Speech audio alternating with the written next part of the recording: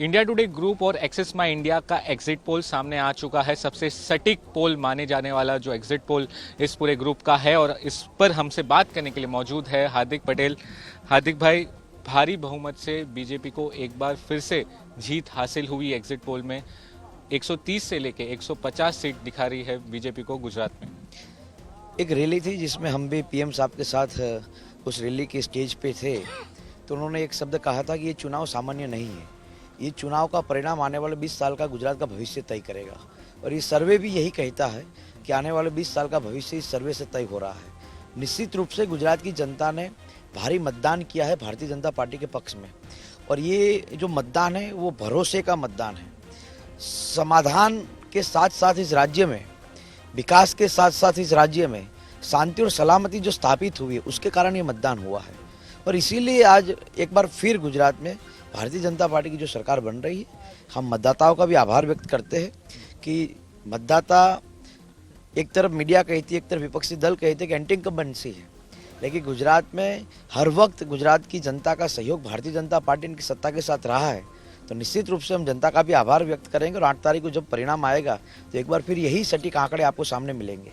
पोल में आपको भी जीत दिखा रहे हैं, और आपने भी काफ़ी ज़्यादा मेहनत की है, आपने बहुत ज़्यादा ग्राउंड वर्क किया है, जीत आप भी रहे। भारतीय जनता पार्टी के सबसे कम उम्र के उम्मीदवार के रूप में जब मुझे यहाँ उतारा गया, तो उसको मैंने उत्साह के रूप में नहीं लिया था, मैंने अपनी जिम्मेवारी के रूप में उसको यहाँ प्रस्थापित करने का काम किया था। 5 महीनों से लगातार हम ग्रामीण इलाकों में हो या पिछड़े इलाके में हो, जहाँ पर गए, लोगों से बातचीत की, उनकी समस्या को समझे, उस पर तुरंत वर्क करने का प्रयास किया। जैसे कि नलकांठा का कुछ इलाका था, वहाँ पर बच्चों को पुस्तकें हमने बांटी, कम से कम 50,000 से अधिक पुस्तकें। यहाँ पर देतरुज की एक अच्छी स्कूल है जिसमें 21 अव्वल आने वाली लड़कियों को हमने टैबलेट बांटे। 3 से बड़े मेडिकल कैंप किए, लंपी वायरस में उन्होंने 32,000 से अधिक गायों को फ्री में रसी के डोज दिए। तो ये जो हमने 5 महीनों का जो ग्राउंड वर्क था, और खासकर भारतीय जनता पार्टी के कार्यकर्ताओं की मजबूती के साथ सहयोग, निश्चित रूप से उसी कारण ये रिजल्ट मिलेगा। और 8 तारीख को परिणाम बहुत ही अच्छे भी होंगे, और मुझे ये लगता है कि वो संभावना आने वाले 20 सालों की तय होगी कि गुजरात अब किस दिशा में आगे बढ़ेगा। जश्न के लिए पूरी तैयारी हो जाएगी 8 तारीख के लिए। जश्न हम इसलिए नहीं मनाते क्योंकि उसी दिन से एक नई जिम्मेवारी तय हो जाएगी। वो जिम्मेवारी होगी कि जिस लोगों ने आप पर भरोसा किया है, उस पर आपको खरा उतरना है। तो मेरा यही मानना है कि 8 तारीख से ही अपने उस भरोसे पे खरा उतरने के लिए काम पे लग जाए। हार्दिक भाई, क्या कुछ आपका नेतृत्व में आप क्या कुछ काम गुजरात में करने के लिए, आप गुजरात की जनता के लिए क्या कुछ काम देख रहे हैं? गुजरात आज हिंदुस्तान में एक अलग राज्य बना है जिसको हम मॉडल कहते हैं, और यही मॉडल जो गुजरात का है वो आने वाले दिनों में विश्व में एक अलग तरीके से उभर के आएगा।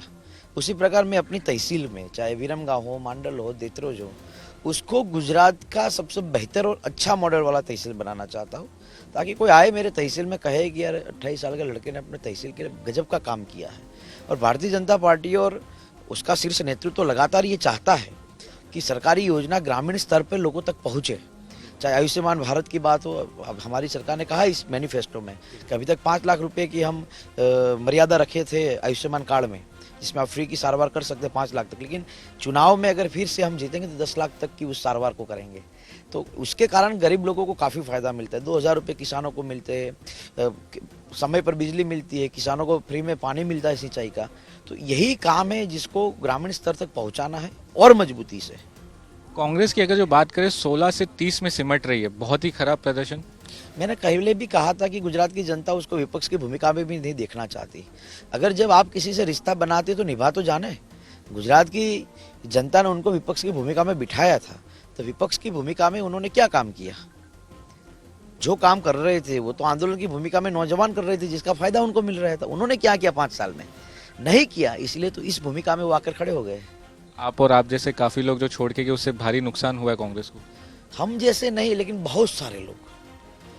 कांग्रेस ने लगातार गुजरात में धार्मिक और अस्मिता और गौरव के खिलाफ काम किया है, उसके कारण गुजरात के लोग उनको पसंद नहीं करते, और इसी कारण हमने नहीं, बहुत सारे लोगों ने छोड़ा है, और इस पर उनको गंभीर चिंतन करना चाहिए, लेकिन वो चिंतन नहीं कर रहे हैं। भारत जोड़ो यात्रा का भी कोई असर नहीं दिख रहा है गुजरात इलेक्शंस में, या जो जिस तरीके से कांग्रेस लड़ी है कहीं दिखी भी नहीं है इस बार। खाना आपके हाथ में जो थाली है उसमें आना चाहिए, लेकिन आप पास वाले के वहाँ जाके बोल रहे मुझे खाना दो, कैसे मिलेगा? भारत जोड़ो यात्रा महाराष्ट्र में कर रहे, गुजरात में चुनाव है। इतना तो समझ होना चाहिए ना। पॉलिटिकली आप लीडर है। पर जावेद अख्तर जी ने एक आर्टिकल लिखा था, उसमें बहुत अच्छी चीज़ लिखी थी कि अगर आप 17 साल के बाद भी अगर नेता नहीं बन सकते तो क्या करोगे? एक सरप्राइजिंग एलिमेंट है आखिरकार एग्जिट पोल में 9 से 21 सीटें आपको दिखा रही है, इसको आप कैसे देखते हैं? नहीं, हमारी सीट तो 150 दिखा रही है। आपके बारे में भी बोल दीजिए, आप बोले तो एक भी नहीं आएगी। देखिए, मेरा ये मानना है कि चुनाव लड़ता है, हर कोई पार्टी लड़ती है, लोग उनको सुनने भी जानते हैं, लेकिन जब वो अंदर ईवीएम पे जाता है तो उसको कमल का फूल इसलिए दिखता है क्योंकि कमल के फूल के कारण गुजरात में शांति स्थापित हुई है, लोगों को विकास मिला है, लोगों को भरोसा मिला है। तो भले ही ये आपका आंकड़ा दिखा रहा हो, लेकिन मैं नहीं मानता कि खाता भी खुले। तो आप एंट्री नहीं कर पाएगी गुजरात में? बिल्कुल नहीं, मैं नहीं मानता। बहुत बहुत शुक्रिया हमसे बात करने के लिए। कैमरा पर्सन साजिद आलम के साथ सौरभ वक्तानिया, विरमगाम।